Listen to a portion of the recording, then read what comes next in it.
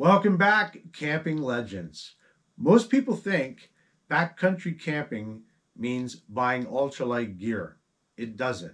What actually matters is building a system. And if your gear doesn't work together, you're just carrying around expensive weight. So today, I'm going to go over my backcountry gear, and you'll see how they overlap to car camping and bike packing more than people realize. Okay guys, here we are with our sleep system. If sleep fails, the trip fails.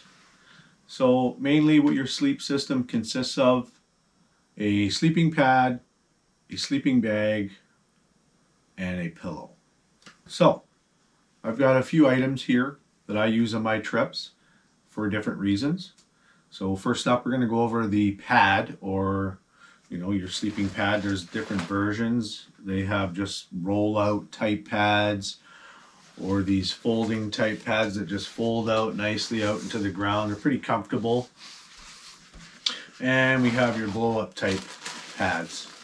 And some of these you might even see coming in 4-inch thickness for comfort. So if that's what you require, then you could certainly get a hold of something like that. Okay, so now we'll go on to our sleeping bag.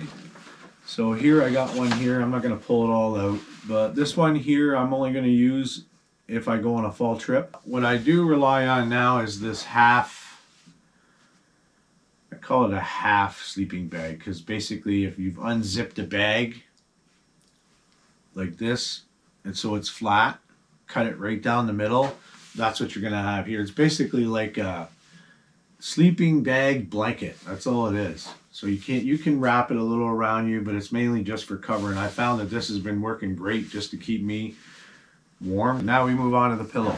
So there's all sorts of kinds you can do. You can get this one I have here. Again, this come from the subscription box. It's got a little pocket here because this thing actually packs up into a little ball like this, and then you just throw in your pack. No, it's not inflatable. The trick here is you just stuff some clothing in here. So all your dry clothing you could take out, socks, whatever. It actually works pretty good. So I got this for my pillow, and it seems to work well for me. It's got a fabric surface here. Watch out for your moisture. So having this pad's gonna help that. You want to stay warm. You got this here for the cooler months. You can get this for your summer months, which I highly recommend getting away from a sleeping bag if you do this. All right, guys, we're going to move into our shelter system. That includes your tent.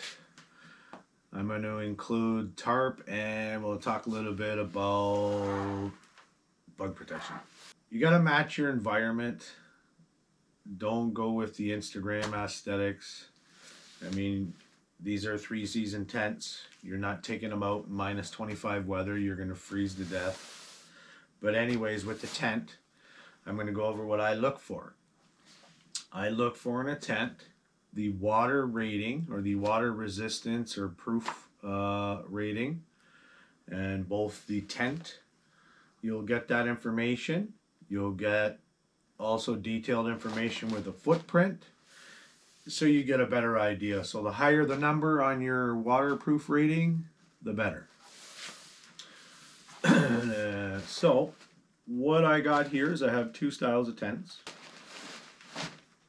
Tent number 1, this is a 1-person North Face Stormbreaker 1 tent, and it has full coverage fly, which is another thing I look for on top of the water rating. So that's important. You don't want to get something that's halfway or even just covers the top. I'm telling you right now, you get a tent like that, it leaks. So full coverage fly is important, and your water rating. So another tent I use is called the MEC Spark 2.0 3-person tent. So there's a reason why I bought this over this. Now this is lighter, only by 1 pound, believe it or not. This is a little, about a pound more than this one. Very high quality tent. This one's got good quality. But this tent comes with 2 doors, and that's another factor I look for in a tent. As long as a tent comes with 2 doors, it doesn't have to. That's not my deciding factor on a tent, but I really like a tent with 2 doors for some reason, to open up, air it out. I've always liked the factor of, hey, I got the back door to get out in case I'm in trouble. So we're gonna move on. So one thing before I go on to the next thing, let's recap things I look for. Full coverage fly. 2 doors. The water rating. Okay, well, we're going to move on to now our other type of shelter, and that's your tarping system. So I bring 2 tarps, usually this one and one of those blue ones from the dollar store. And that one I use for gear, wood, or stuff like that when I'm out in the backcountry. Okay, now I also bring bug protection. I found this cool little thing. It is a full net that can fit up to 2 people in it. It fits me just comfortably fine. And when I got this up, this has got like a hook, and I put a carabiner on the top of it. So what it does is and I got this at Canadian Tire. I forgot if I mentioned that or not. But this protects you from all the mosquitoes and stuff, and I've had this on trips too. You just basically hook it up, and then if it's not raining and I want to bring this out into the open, I can slide it on the line, right? Put it out, you put some rocks around it, stretch it out so it's got that nice base on it, and it's got a nice little slit for an opening. You go in there, you can cook your food, and you won't be disturbed by all the bugs. Okay, up next we got our carry system, folks. Your torso fit matters, so you want to make sure the bag fits good in you. So I recommend if you go to the store to buy it, try it on a little bit, see how it feels. You're not going to have gear in it, but... So I got 2 style of packs here. One is regular old backpack. So this is something you would do on a regular hiking trail, still in the backcountry. However, I also add dry bags within it, so I don't have to worry about the stuff I'm bringing getting wet, because this isn't waterproof by any means. But it does come with a rain fly that covers the whole pack for when you're walking on your trail. When you're walking out there in the bush, this can get protected from the rain. So, this is what I take now to go in a canoe. It's waterproof. Regarding size, this is a 65 liter backpack. This is a 115 liter canoe bag, because this is for very long trips. This I could use on a shorter trip, or yeah, I could probably do, I think I've used this one for a 5-day trip. So you want to watch how you're packing. You want to get everything there nice and even, close to the spine. So this way you're not, because if it's too far out and it's not comfortable, you're going to like doing one of these with the pack, and it's going to be real uncomfortable while you're heading in the portage. So now I want to go over these dry bags. I got a couple dry bags here. Sea to Summit, I think this is. No, Seal Line and a Sea to Summit bag here. This is a non-compression sack. This is a compression sack, so I push all the air out of it. So basically, this is the bag I use for my clothes. All my clothes fit in here for the trip. They stay nice and dry. That being said, these are your dry bags. You don't need big bags like this. If you don't plan on doing longer trips of 3 days or whatever, you could get like a 30 liter or a 50 liter, which is even small. And they got ample pockets and straps for tightening up on all these things. If you haven't already, let's hit that like and subscribe, and maybe the notification bell, so you can get reminded of more videos here. Okay, here, moving right along with our cooking system that I use in the backcountry. So first off, let's go into our stoves. But you want to keep it simple and reliable. Okay, so first off, this is the first, this is a backpacker stove actually, bought from Canadian Tire for around $30. It still works. It works beautiful. And the reason why I like this is because it's got a nice base compared to this little one. However, this little one packs up nice and neat in this little kettle we got here. And it's very tiny. As you can see, both these stoves utilize isobutane, which is this style of can here. And so basically you screw this on top, and then you would have your stove. And then your stuff goes on top like so. I think this is a little backwards here. Forgot to flip these out. But anyways, they both got igniters. And there you go. You got yourself a way to cook. I mean, it's a little flimsy right now, but if this was screwed on, it'd be a lot more solid. But anyways, got this little case here. It comes in to keep it protected. As you can see, you might see a lot of wood stuff lying around here. So this is a wood stove. See, this is a Totes bag I bought from MEC. This fit nicely into it. So now, one thing I do is I use both methods for cooking. You got your fire and your stove. But in any event, if Algonquin or somewhere has a fire ban, you're going to be stuck doing this, such as I think Bruce Peninsula, when you do the backcountry sites there, you cannot have a fire and you have to bring a stove and fuel. Now, we got these little small ones. Now I'm going to go over the 2-burner stove. Now, this stove has been in the backcountry in Bon Echo. It's got 2 burners. I bought this over 30 years ago because Coleman had a series called the Ultralight series. Stove takes propane. So now you got the added thing, but these are a little bigger than these ones here. And this fits nicely into a backpack right along your backside. So you could slide this right in there, pack all your stuff in with it, and you could take this into the backcountry. It's not that heavy. It's probably about 4 pounds. I'm thinking maybe 5 pounds, if that. And over 30 years old, still working today for a cook system. I rely both on fire and fuel style cooking. Okay, here we are. We've arrived to our fire and wood processing section of this video. We're going to go over a few key items that I bring. First off, I'm going to go with, here, let's start with our saw. So I just got the saw. This is a Sven 60th anniversary 21-inch.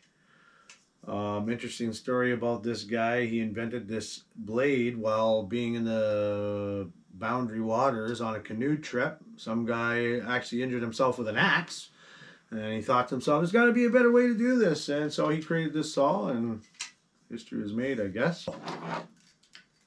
Now this is a small Fiskars hatchet out of Canadian Tire. Small hatchet here. It comes with this cover for it. Make sure you have this on. I've seen people where they haven't, their covers have fallen on and they've cut themselves extremely bad just from falling or whatever. So that's important to have.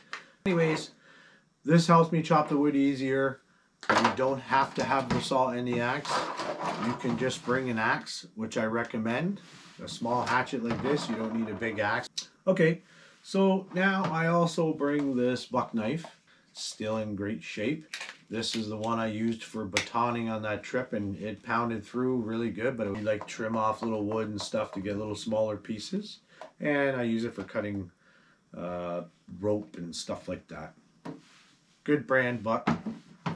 So I also got fire starter, so I don't rely just on birch bark. I carry stuff with me. Another thing I do with, I just bought is this bellows. This is a nice telescopic bellows, so you can just blow right on your fire. Fire starters. This is from the dollar store. It's like compressed cardboard or something. I also have fire steels. I don't really resort to these all the time. They're just in case. I also carry a little bit of Minnesota fatwood. I've got this stuff called live fire that's soaked in some gunk. I don't know exactly what, but it is highly flammable. And one of my all-time favorite fire starters is this one here. I've saved this thing for years because I don't want to use it until I found some. And I found these on Amazon actually, but totally waterproof. You can light this when it's wet and it'll catch fire, and these things work really, really well. So I keep this for like an emergency situation. What you want to do is never rely on your fire, because you may have fire bans. Said Bruce Peninsula, no fires. So you got to have a stove when you go in the backcountry there. And I've been out Algonquin during the July weather, and that was it. No fires. So, and another piece of equipment I use are gloves when I'm chopping wood, because I do get blisters when I'm using the axe. So this helps alleviate that. I can grab warm stuff with it. If I gotta grab the kettle out of the fire, I don't recommend these gloves for that. It's just what I do. You can get a much better pair of gloves for grabbing stuff out of the fire and whatnot. Okay, we've arrived at the next portion of this video, safety. Okay, so we got a few items here on the table. Let's go over our lighting sources. So I carry a few myself. Again, because I'm by myself, light makes you feel better, and if you got to get around and do stuff, you want enough light. So I'll use a headlamp. This is a rechargeable one, no batteries. I also have another one that requires batteries. I use a headlamp, and I got this nifty little bag here that acts as a lantern. So I can put the headlamp on, put this in the tent, hang it up, and I got myself a little lantern inside the tent. I also carry a rechargeable flashlight. This one's a little bit, you could probably get something smaller, like a mag light even, it would be fine, but this one I chose because it's got different settings, and it's like real bright and opens up a big, wide light area. You need a first aid kit. So I've got this one here, and I've added a few items. I won't show everything in here, but like, because you're by yourself, there's like for instance, this big cold pack I bring. You can have heat pads or whatever if it's too cold, but I bring this. It's got band-aids and little stuff like that. I might bring a little bit of like my own medicine with me, which if you gotta have medicine, you're gonna have to bring that with you. But I also bring gauze and stuff like that, like thick packages in case there's like some major cut. And I also carry stuff for repair. Before we move on, one thing I do bring is a mirror. That I had something in my eye once and I could not get it out. It was a bug, and it was just like horrendous trying to get it out without trying to use a cell phone or whatever. Didn't work. So now I got a mirror in my safety kit. So I got this bag here from Topo Designs, and I pretty much keep all that stuff in here. Remove ticks. Ticks are heavy out there, possibly. I haven't had any issues with ticks, but some people may get a tick, and this will help you remove it. I'm sure you've seen that before. Okay, let's move on to water treatment. So I've got two different brands here. My go-to brand is the Canoe Bee Free. This is a 1 liter platypus bag. Perfect. This thing, I've had no issues. I've never gotten sick. I just come right out of the lake. Nice flow when you're in the canoe. I also have a 3 liter Canoe Bee Free that's brand new. Haven't even used this. And I also bring a Sawyer Mini. Now, you don't need to do all this. You can get water tablets. They have a pen that you stick in the water and zap all the viral stuff with light. But that being said, it doesn't filter all the, if there's sticks or whatever else floating around in the water. Navigation. All right, so I've got a few key items here. We've got our map, waterproof map from, I think, Jeff's Maps. I can't remember. Also, the maps behind me are from Jeff's Maps off the wall. But you want your map. This is an Algonquin map. I use this every year. Waterproof, very important. And you can put it in a little map bag if you want. I also carry a compass. I purchased a Zoleo satellite communicator and tracker here. So this tracks my every movement, sends the notification to my wife, who's also an emergency contact on here, so she gets emails. I can send her, hey, I'm okay, da da da, how's it going? They have Garmin. I chose Zoleo. I just felt it was a better option for me, and it's been working great so far. So that's our navigation. So now one more thing we got to go over is our bear spray, bear safety. You're in bear country, you're going to want this bear spray. Another thing you do for bears is you want to have bear noise, clanging stuff, yelling at it, getting crazy, and your bear bangers.